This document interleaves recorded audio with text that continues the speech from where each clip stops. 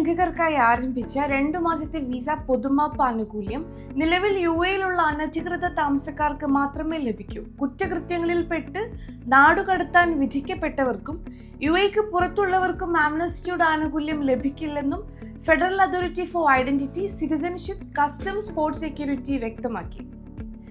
August 31 വരെയുള്ള നിയമലംഘകർക്കാണ് പൊതുമാപ്പ് ആനുകൂല്യം. സ്പോൺസറിൽ നിന്ന് ഒളിച്ചോടിയവരോ നിയമം ലംഘിച്ച് യുഎയിൽ കഴിഞ്ഞവരോ ആയ പ്രവാസികൾ പൊതുമാപ്പ് കാലാവധി ആരംഭിച്ച് സെപ്റ്റംബർ 1 അതിനു മുമ്പോ രാജ്യത്തിന് പുറത്താണുള്ളതെങ്കിൽ അവർക്ക് പൊതുമാപ്പ് ആനുകൂല്യം ലഭിക്കില്ല. കുറ്റകൃത്യങ്ങളിൽപ്പെട്ടവർക്ക് പൊതുമാപ്പിന്റെ ഭാഗമായുള്ള എന്തെങ്കിലും ആനുകൂല്യങ്ങളോ ഇളവുകളോ ലഭിക്കണമെങ്കിൽ അവർക്ക് മേലുള്ള കേസുകൾ ജുഡീഷ്യൽ പ്രക്രിയകളിലൂടെ പരിഹരിക്കണം. അതിനുശേഷം അവർക്ക് ആനുകൂല്യങ്ങൾക്കായി അപേക്ഷ നൽകാം.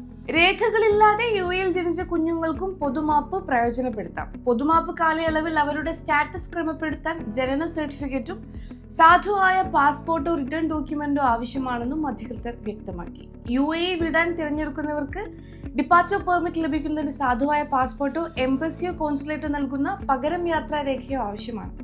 എക്സിറ്റ് പെർമിറ്റ് ഉറപ്പാക്കിയ ശേഷം മാത്രമേ നാട്ടിലേക്ക് തിരിക്കുന്നതിനുള്ള യാത്രാ ടിക്കറ്റുകൾ ബുക്ക് ചെയ്യാൻ പാടുള്ളൂ.